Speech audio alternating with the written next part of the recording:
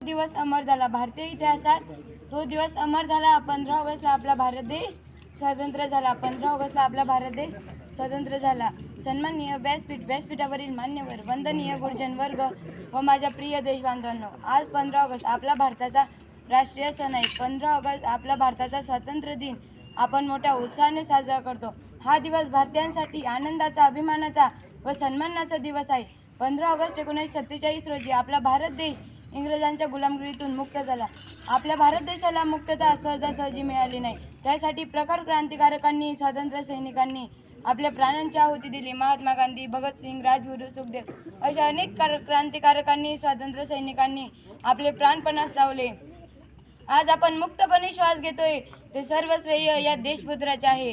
जन्म घेतला त्यांनी देशासाठी हुतात्मे झाले।